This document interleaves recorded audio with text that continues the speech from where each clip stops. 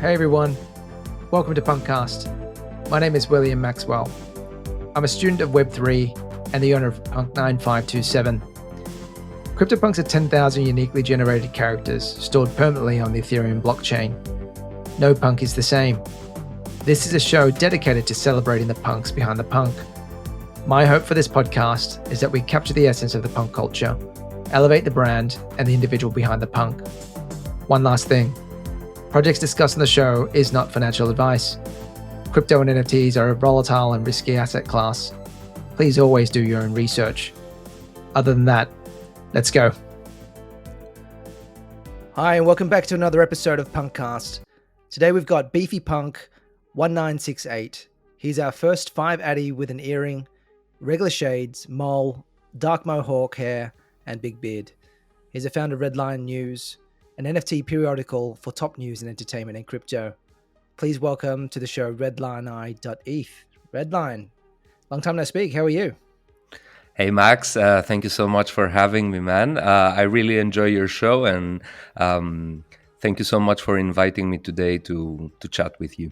Likewise, I've been listening into some of your spaces that you've been hosting as well, so it'd be good to sort of unpack your story and share it with the rest of the punk community today. Maybe we could start off with something just really simple. You know, where are you sort of based, and I guess a little bit about your background, because I think not sure if too many people know where you're from and how you sort of arrived into the space. Mm-hmm. I'm a 34-year-old dude from Greece. I used to be a sailing yacht captain on my previous life, on my previous professional life. I used to sail big catamarans around the Caribbean and Europe, doing luxury charters, like up to 8 groups. I had 3 crew. And yeah, this is who I was. I was a lot into crypto since 2015. But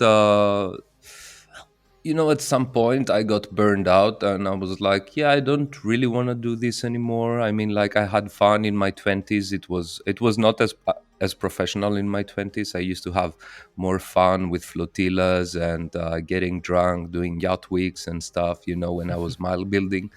So yeah, I changed my life from then. I quit my job, I left my yacht, and these yachts are usually operated with a boyfriend and girlfriend as the captain and the chef. So basically, I left the boat and I left the girl too. And yeah, I came back to Greece, and I was like, yeah, I will see what I will do. I'm not too worried about it. And fast forward a few years, here we are. Here we are, mate. Yeah.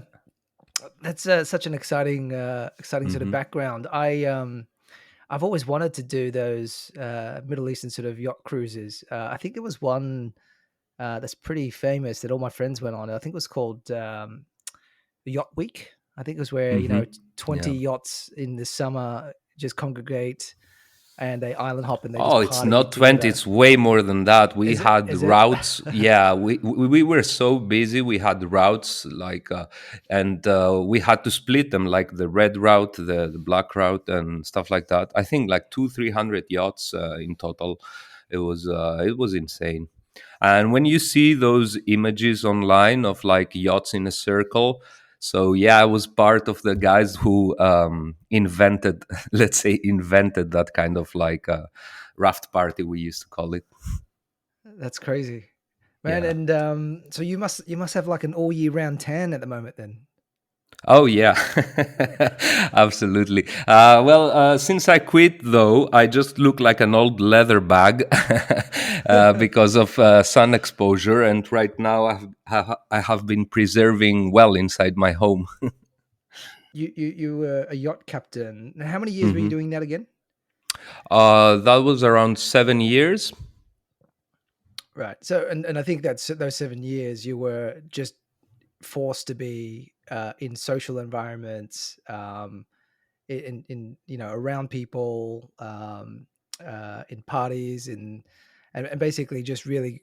I guess you must be reasonably good with people if you were in that industry for such a long time, That right? is that is an interesting question. To be honest, I've always felt like an outcast. I've never conformed to society standards. I've always been curious. So I recently found out I am within the Asperger spectrum, so that is why I can be weird at times, but yeah, I have been training all my life, not to be and trying to fit in. Those social situations taught me a lot about myself and how to interact with others. As everybody knows, being in the service industry,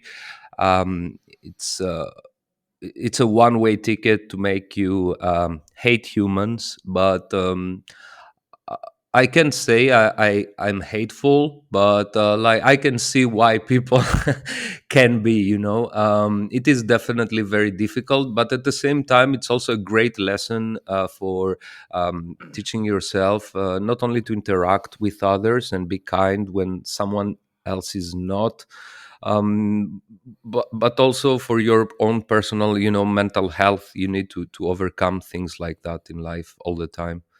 But it Of was course. challenging, having eight people you never met, spending a whole week with you, eating, sleeping, waking up, and you're serving them basically every day long, all day long. It's a hard gig. It's not only fun. You must have seen some crazy shit back then. Like, is there like any crazy stories that any of your clients got up to? Any mischief? Oh,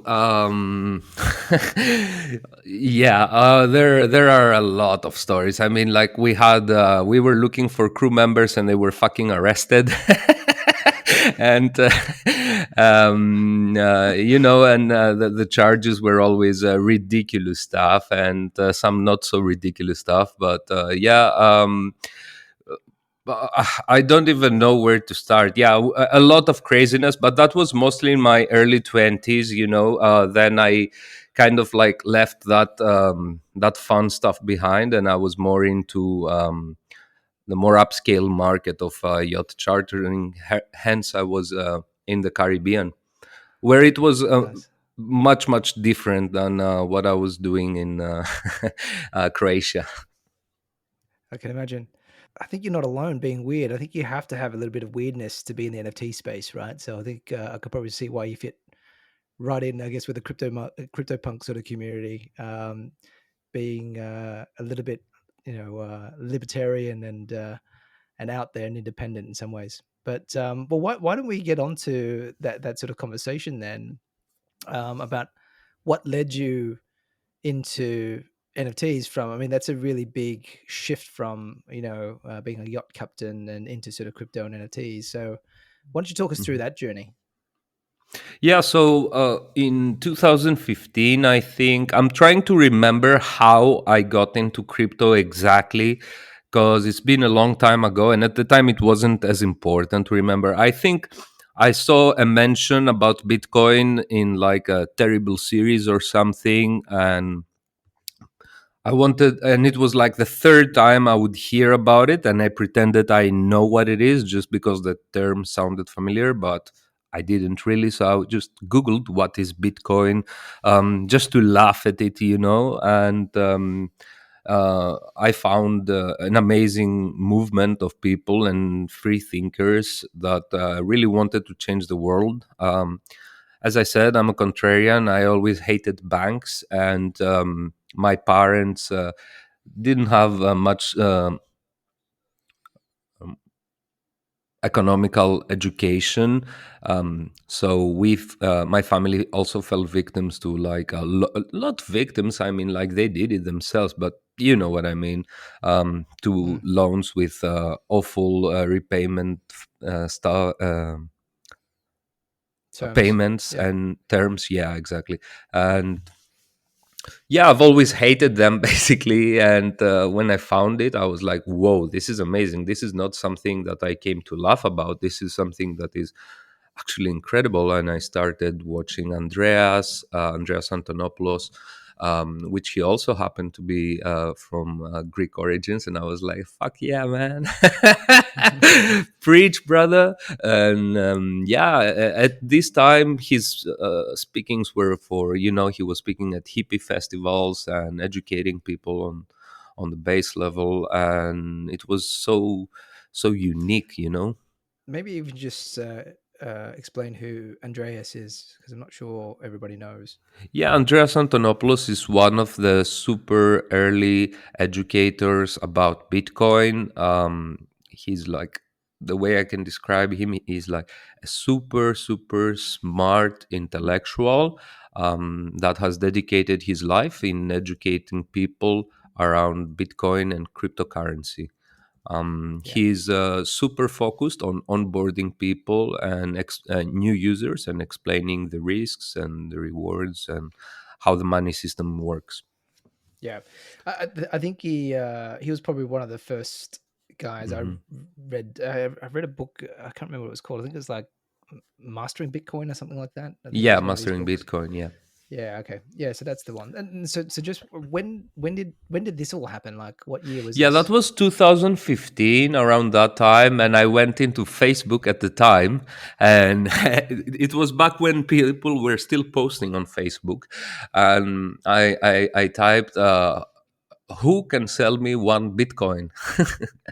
And I was in Tortola in the British Virgin Islands, Mm. and one of friend of mine from Portugal, which was a place I was living like 5 years before at the time. He was like, "Yo, dude, I have a Bitcoin from mining," because he was into it. I had no fucking clue. And he's like, "Yeah, I can sell it to you for $250," and the price of Bitcoin was 235, and I was like, okay, I will pay. So yeah, I got it, and I was very much interested immediately into it. It consumed my life for a few weeks. Like, I was completely obsessed, and after then Ethereum launched, I tried to buy at $10. It went to 13, and being a smart trader, I said, "Yeah, fuck that. I will wait." And I ended up buying at 80 or 90. $80 were my my first buy back in 2016, 17, something like that. I That's can't great. remember. So basically, you're a billionaire then. No, no, no, far from it. No, like the Bitcoin I bought, I lost it playing poker, and and the Ethereum that I bought, I lost it buying ICO shitcoins on 2017. So it wasn't Uh, like a rags to riches story, more of like a tale of me chasing my tail, actually. yeah. But the same thing happened to me uh, in early 2020, at the end of 2019, when I started becoming curious about becoming an active trader on crypto, and I found NFTs, and I was immediately consumed for a number of weeks, educating myself and learning. So yeah, two times this happened. My portfolio in 2017 grew to like 100K, which was an insane number for me at the time. Um, and from there back down to like the amount I put in, like 5 7K, something like that. So yeah, what a wild ride. Has been a wild ride.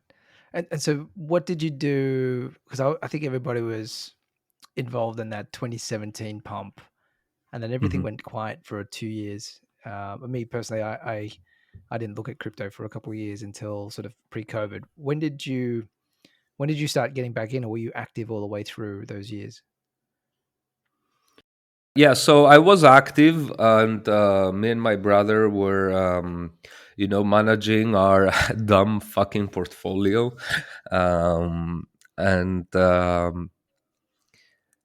but we were not leveraging information the way we were supposed to. And yeah, since I started with NFTs, it really opened my eyes on how to be really active. So I thought I was active, but wasn't really, you know.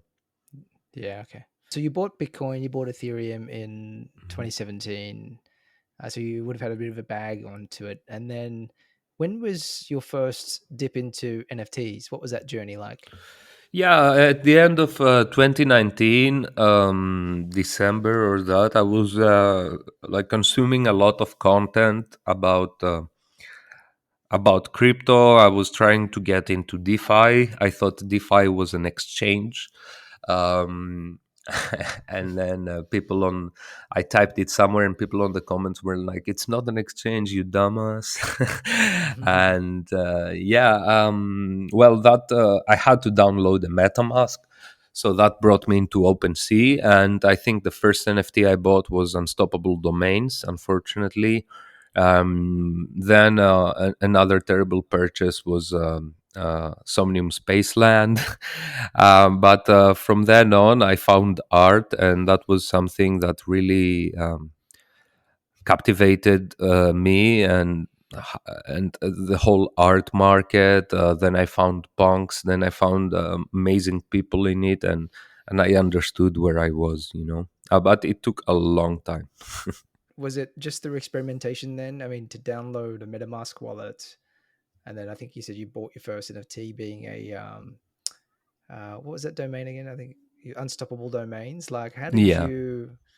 how did you get to the point where you loaded up your wallet with Ethereum and you decided to buy an NFT from Unstoppable Domains? Did you do much research on it at the time, or I mean, what sort of compelled you to do that?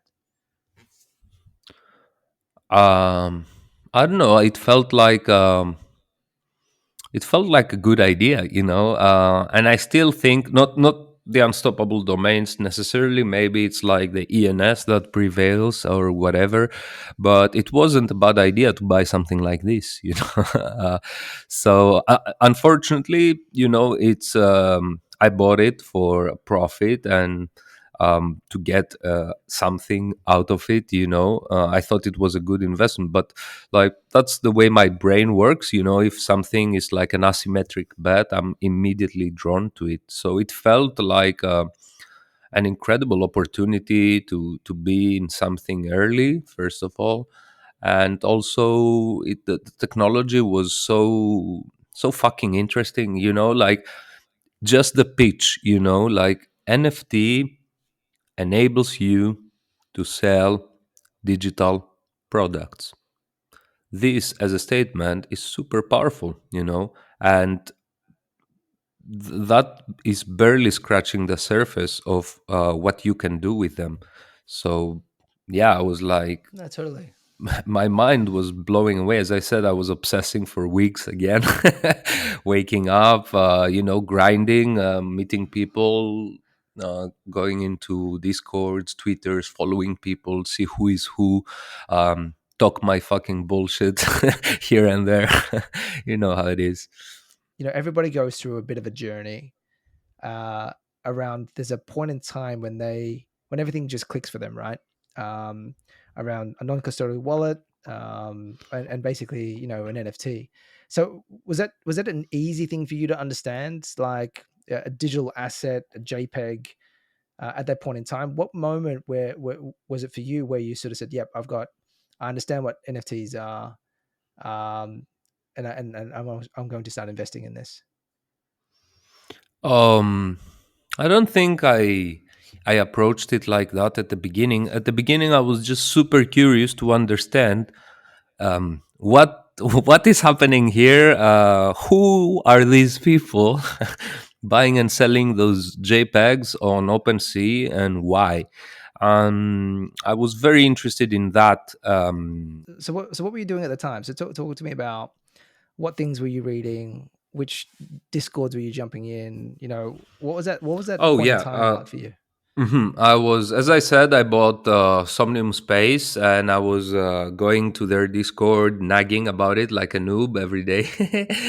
But from there, I met Bartazian, which I noticed he was into um, all of the other servers that I was, and I started talking with him. So I started following him on Twitter, and we became friends. And then I met other people, and from one to the other, and then I was into the NBA Top Shot. So I was into that server super early on. So that helped me to meet everybody who is who on the crypto space. And then I followed them on Twitter. So this is how, for me, it was more of like a social journey. I was very, how did I decide it? It is great. As I said, I was like, I, I I was drawn to it. I was obsessing by it, and this was a new good project. And I was super inspired at the time by Pranks' posts. Like he made 5 Bitcoin during a bear market by selling GP. What was it? Garbage pail kids. And I was like, oh Mm, man, that's alpha as fuck. And I was like, how can I do that? And yeah, I sort of like got into it with that opportunistic mentality. But after meeting people, wonderful people like Mitchell F. Chan and Dave, and as I said, Bartasian, and people from so many other different sub niches in NFTs, I'm completely that's a cool. changed person. So and Barthesian's a punk as well, right? I think I have seen him around. Hmm. Um, all right, cool. And then so you via Somnium Space, you were engaging with people on Twitter and sort of various sort of discords. And then I guess what point were you? How did you find out about CryptoPunks? Like, and So yeah, I was, as I said, I was into it, and I was experimenting a lot. I was trying to find a place to mint something. I wanted to mint something, and I'm like, okay, I'm not an artist. What can I mint? I was like trying to make a screensaver. I tried to become like an art collector. I didn't have money, but yeah, I just started to experiment.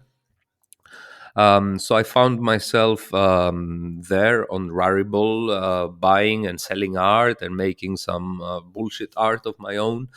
And I already knew some people, and I was aware of punks, but I was like, I don't get it, man. I didn't get it from the first day. I mean, like, I saw the collection, but I didn't fucking get it. Like, I liked the art, and then I started going to the Discord. It was open back then, and like I saw that all my friends were in there, so I was like, I really want a fucking punk. I get it now. And immediately I went to Nate Alex, and I think I bought like either 5 or 8 punks was my first purchase. So I really don't know which one is my first punk. mm. I will have to go back. Maybe I should find him and. Um, So back then, mhm. and I do remember this. So just remember, just in terms of timing as well. This was early 2021, right? That was no, I got my first punk, I think, in 2020, um, at some point. I think Okay. it was July, August. I can't remember exactly. Oh, okay. Could So it's, be it's pretty April. it's Yeah. pretty early, pretty Yeah, early. but And the punks I own, I don't own since then. Those punks were long gone. My hands were not what they are today. back then, they allowed Mhm. people without a punk into the Discord, right? Yeah, So it was much different. you were a white namer lurking on the punks Discord and hanging out with punks at We the all time. were white namers. I think the only person who was a verified punk claimer, it was Scott Lou, and and I remember a lot of people were so fucking jealous of that. Like they really wanted it. Yeah, and so you were hanging out with yeah, I think Pranksy was on there at the time. You mentioned Nate, Hmm. Alex, Hmm. Barthesian. What was the vibe in the Discord at that time? Is everybody just happy, easygoing? What were most of the conversations in there? Was it just really around traits and the like?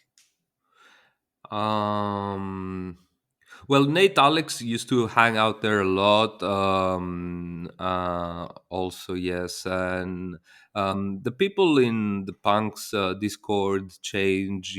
Some people launch their projects. They don't have as much time, myself included. I used to be more active in there, and yeah, I stopped since then. But the vibe back then, it was much different, man. There was no industry. I mean, it was just 500 people jumping from project to project, buying stuff, getting wrecked, and then coming back to Punk's Discord.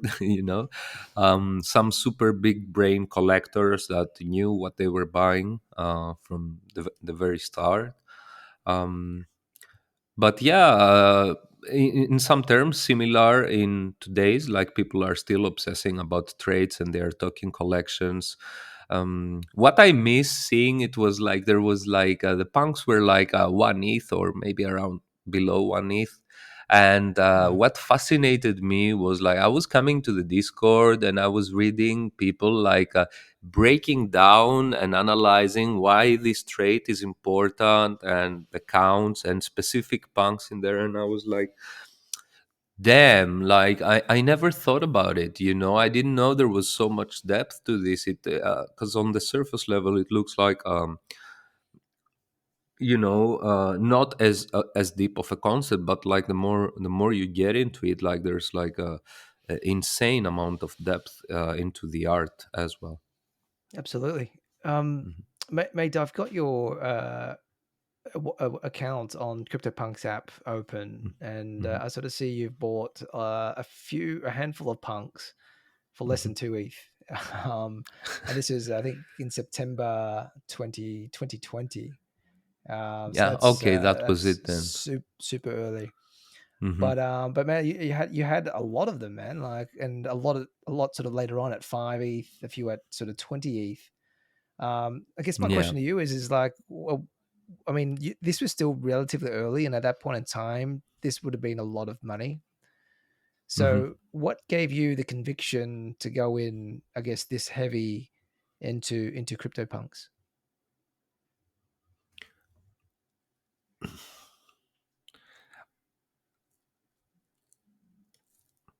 Well, I didn't have the necessary conviction on hindsight, right?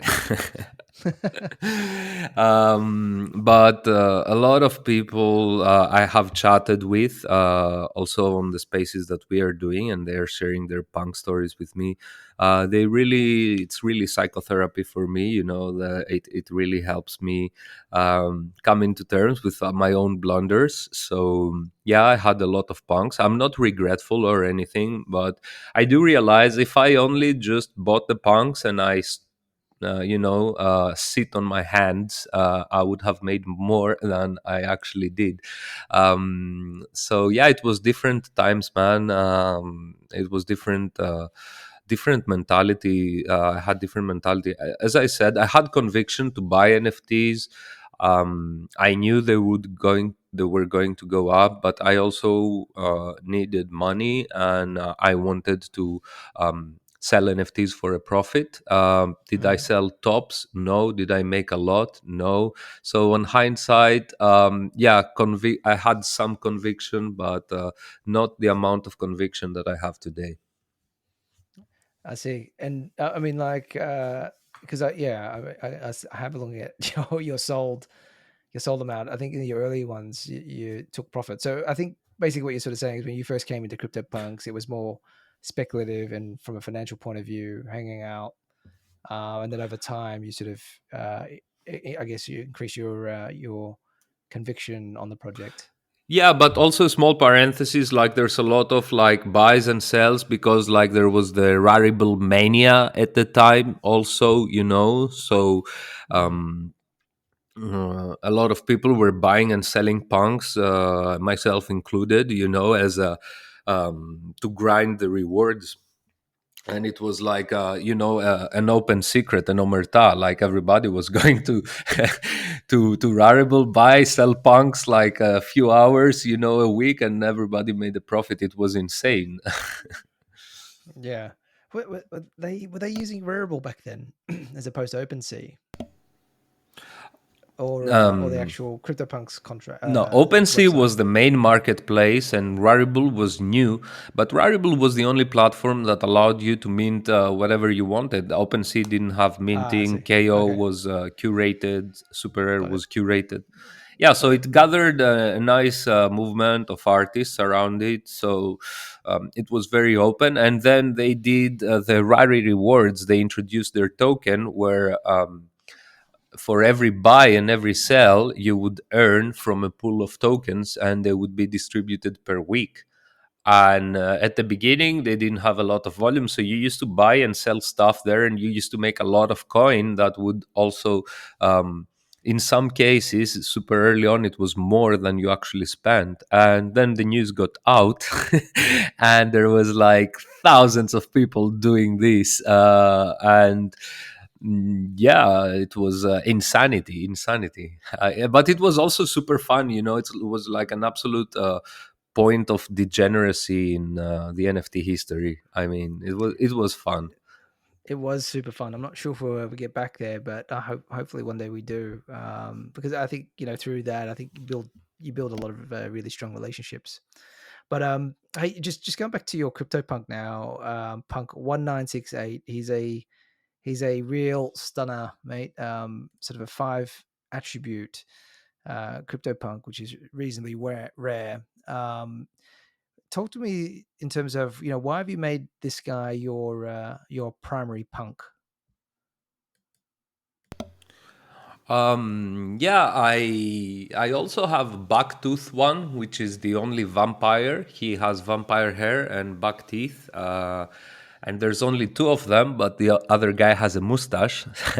So this one is the real Dracula. So as in terms of value, I think this has more value. But the five traitor is more. He looked clean as fuck, very, very, very like nice authority as a punk. He's very beautiful. He's a beautiful man in a way, a man's man. So I liked him, and all the traits were excellent. I mean, the the mohawk. So if you, I really like punks with mohawks. I like all punks. Even the ugly ones, they have a special place in my heart. But like, I wanted the mohawk because it's synonymous with punk in my mind. And yeah, the cool glasses are super cool trait, and the earring and the beard and a tiny little detail as a mole. I think like I thought like the combo is excellent, and was also introduced to me by uh, Pirk was C. Pirk. Shout out. He's also a buddy of mine. I was advising with him which punks should I put bids in from Mr. 703's wallet in case he wakes up and he just goes and accepts bids. And yeah, we decided on those two, and I put my bids for the five traitor and the backtooth, and he put his bids for some other punks, but then he he like canceled those bids. And I was procrastinating, super lazy. I didn't cancel my bids and they passed through. I wake up in the morning, I have so many pings on Punk's Discord. Hey, Red, you got it. You got nice punks. I was like, yeah, yeah, yeah. So yeah, That's cool. that's how I got them. It wasn't. I wasn't like having the money in my pocket and I went shopping and I chose very carefully. It was a decision like that. Yeah, and Mhm. yeah, no, that's pretty cool. So I'm just having a look at your punk now. You're right. He's got a mole that's little bit hidden in the beard, Mhm. which is really cool. And so, what are you working on now, Redline? I should probably ask. And what is Redline? How did you sort of get that name? Yeah, I got that name. It was my when I was 18. I started playing online poker. It was like the boom of that. Yeah, and I liked gambling in general. So that was my handle back then, and I kept it throughout my life. I don't know why. So I'm slowly creating the legend of Redlioneye as my life progresses, I guess. And yeah, I carried that through into the NFT space. What is your handle, Redlioneye? So since then, I created. The Red Lion Eye Gazette, which we rebranded it to Red Lion Gazette. So my identity is not tied to this; it's more of like its own thing, you know. But yeah, this is how my handle came to be, and since I started with NFTs, now it's tied with NFTs, not with anything else. Nice. And so is it? So this is what you're working on right now on a full time basis, like Redline? Yeah, so Red Lion NFT project is like an ecosystem that we have created. We sort of started with news, and we expanded the concept to more stuff. We provide unbiased news without having any VC investment, and we like to approach journalism as a service. We are monetizing through the Gazette, which is our flagship product, you know, which basically it's like historical art records of our timeline. We have introduced NFT print media platform where we do complex artistic collaborations with a lot of artists, and we approach the print media as an art form. And yeah, we are a small team of like 10 people, super dedicated to it. And this is our life's work. In general, we are creating an ecosystem oriented towards education, entertainment, truth. We want to cultivate a critical thinking for the NFT crowd and the crypto crowd, and yeah, overall be a net positive in the space. Awesome. So what made you want to start something like Redline? Oh, I had no connection with journalism. I had no clue. I mean, like, I enjoy talk shows and interviews, but I never thought this would be something that would I would get a kick out of it, you know. And I guess we all grow up and we are into things we never knew we would be into, like broccoli. And um, yeah, so as I said, I was on the Rarible platform. There was a lot of minting going on. People were selling art, and I wanted to be part of it, but I'm not an artist. And I was like, yeah, but even though if I'm not an artist, I really want to participate, and like I think I can do art. It's just that I cannot do it with my hands, you know, like so uh, I I created this magazine concept. Of course, at the beginning, I was a little bit more opportunistic about it. You know, I wanted something that I could sell every week. You know, but I didn't want it to be shit. I wanted to be something cool that people laugh at it or people vibe with it. So I designed the first cover and I put it out, and people loved it. Max Osiris bought like 15. He was on the cover, and he was on a bender that week. It was crazy, you know, big history. And then people were like, okay, Red, where is issue two? Okay, I'm going to do issue two. So I do issue two. And people were like, okay, Red, where are the fucking articles? I'm like, okay, I'm going to also do the articles. And I was doing the cover and the articles. If you check up till issue 9, all the design work is awful. That's me, but the concept is there, and it took a very smart person to figure it out that this is good and smart at this form, because it was ugly. That was the co-founder of the project, Dudley, which he joined as the art director, and like he has a vast experience in in art design, digital publications, physical publications, and all of that. And you can see that the project, since he joined, completely changed and looks the quality that we are advertising today. Could you just talk us through, I guess, how the mechanics of how Redline works? I think you've got NFT sort of covers, but Mhm. how do they sort of work and how do they operate?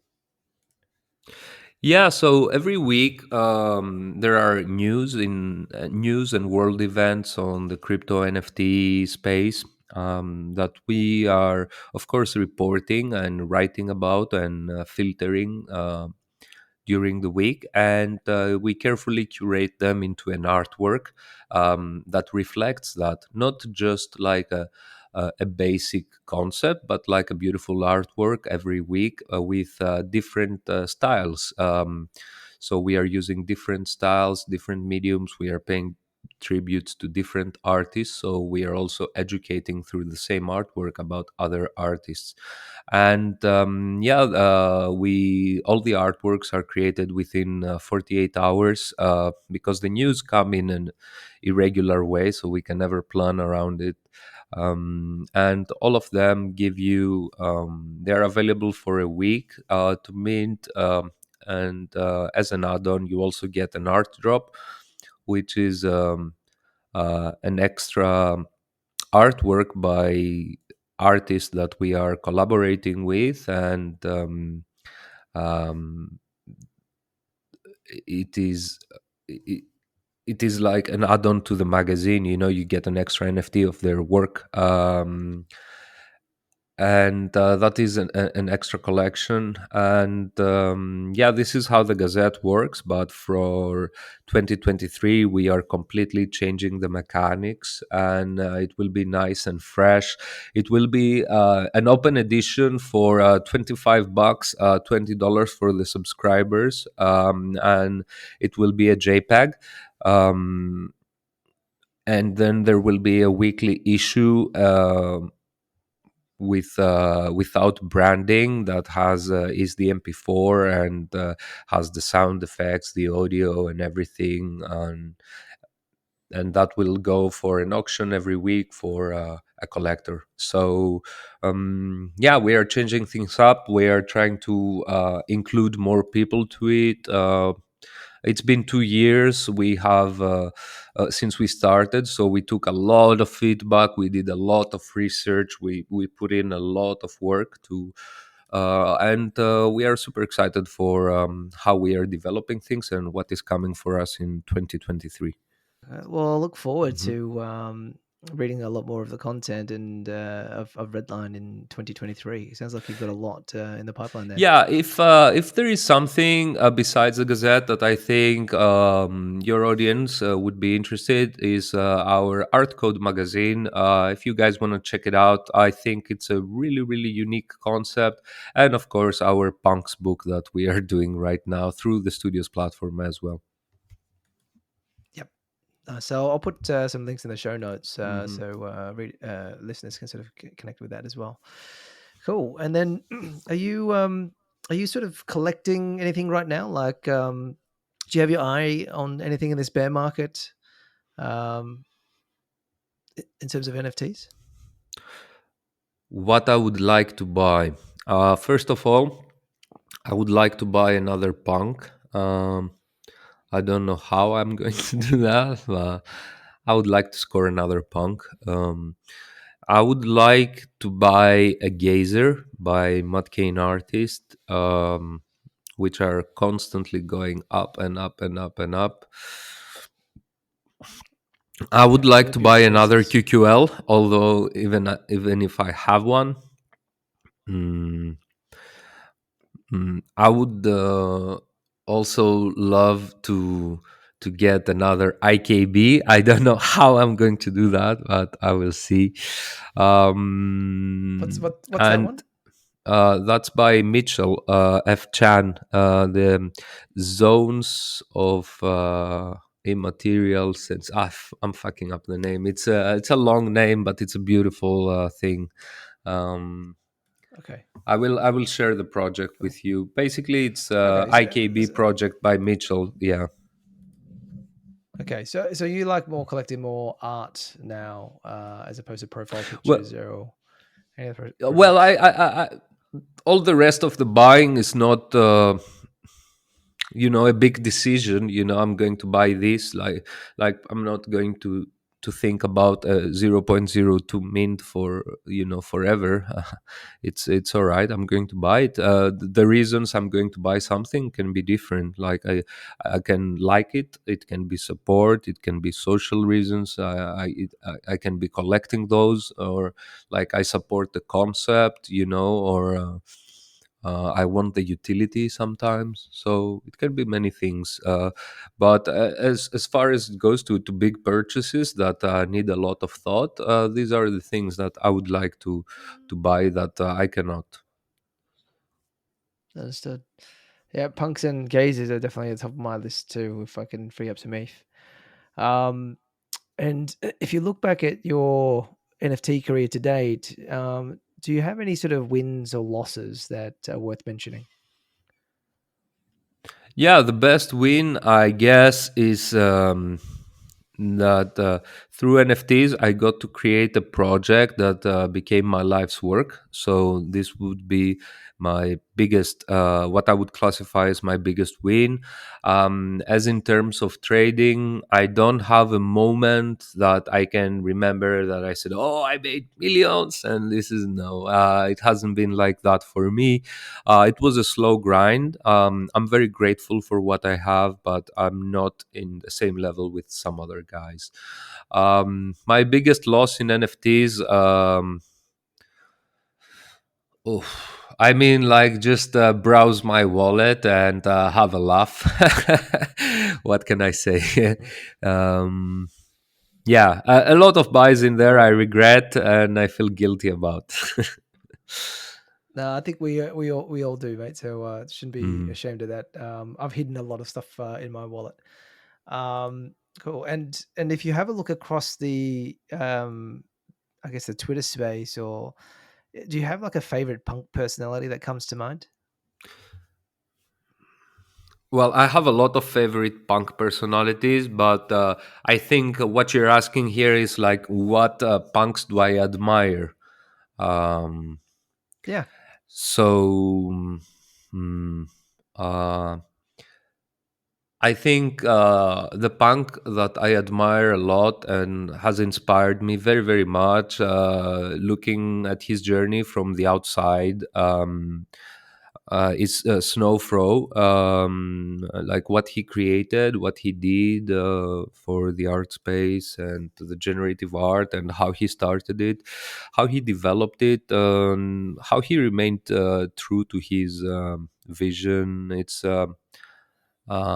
always amazing to think about, and I've always admired that. And it's a testament that you can actually make it with your intellectuality without having to conform into those influencer standards and buy this, buy that, my drop, and all of that noise.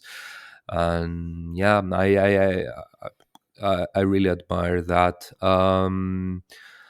And yeah, some other punks that helped shaped my dumb mind into something better was Dave. Of course, he supported the Gazette from early on, and I was like, "Whoa, a punk actually bought it," and he was like, "Yeah, you should also start a Discord server, man. Think about it." And yeah, so I would Nice. say Is this Dave Corp, or is it Dave.eth? There's a few it's Daves. the Dave. Ah, okay, Dave.eth. Yeah, I got it. Okay. Yeah, cool. Um, and if you had to describe punk culture in a few words, how would you describe that? I would say it's a grassroots movement of free thinkers and amazing people around the world. Um, funny thing is that yesterday we had All City on our show, and he is a graffiti writer, and he was describing the social connections between graffiti writers. Even when you want to go to a city to paint, someone always connects you with someone there, and that is the sort of omerta they have between them. And yeah, I think that. That sort of describes it excellent, a decentralized network of free thinkers that love each other. That's a nice way of putting it. But it is nice to always know that when you're in another country with a punk in it, I think you can always hit them up for a beer or something, right? Hmm. Which is kind of cool. Um, and if you could pass on a message to the next owner of your punk, what would you like to say to them? This is one of the best questions ever, and I have thought a lot about it. I mean, I'm trying to come in terms with my own mortality, and I would, in a perfect world, I would love to pass on the punk to the next person that would continue this vision that we are building here and keep it real. Uh, for it to become his project and his punk and his identity and to take things further. But I know I will not be the owner of this punk forever, and I know I have no control of what the next person is going to do, but that would be the best outcome for me. There's no way to take profits in the afterlife, but if the project and the idea continues, that is something there, isn't it? Not just a punk then, because it can be passed on to the next and next person and create uh, you know, uh, the punk persona will be more important than the actual people that wore it. Well, it's a nice message, Redline. I'm sure if at some stage the next owner of your punk listens to this, will probably carry some heavy baggage with him to really try and carry on what you're doing, right? So that's a really nice message. Yeah, man. I hope they will. It's totally up to them, But if I pass it on with the whole thing, it will be with this in mind. Yeah, it does question your mortality a bit, but this is the beautiful thing about punks, right? I think in some ways punks, as long as Ethereum is around, punks are going to live forever, and we're not. So it'd be interesting to sort of see if these messages actually get carried on down the track. But yeah, this is a very hard hitting question, man, and it's like definitely a really. I'm looking to this question to your other interviews as well. Always.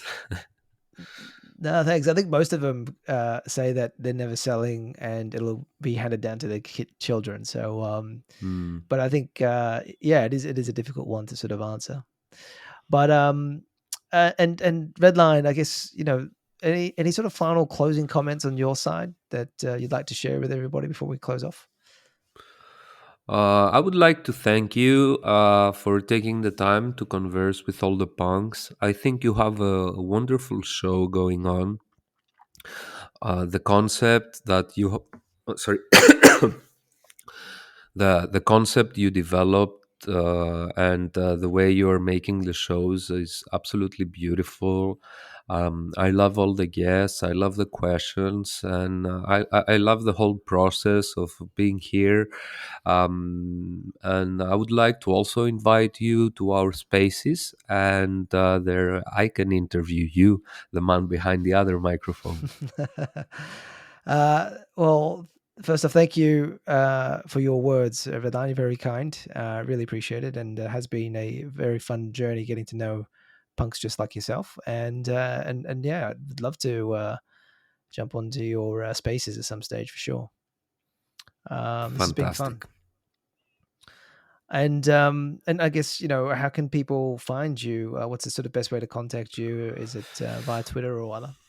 Yeah, we are very excited when anybody is reaching out. They don't have to buy per se our work. Just like click a like, say, "Hey Red, this is cool," or "Hey Red, you guys shouldn't have done this," or whatever. Just get in touch. Twitter, Discord.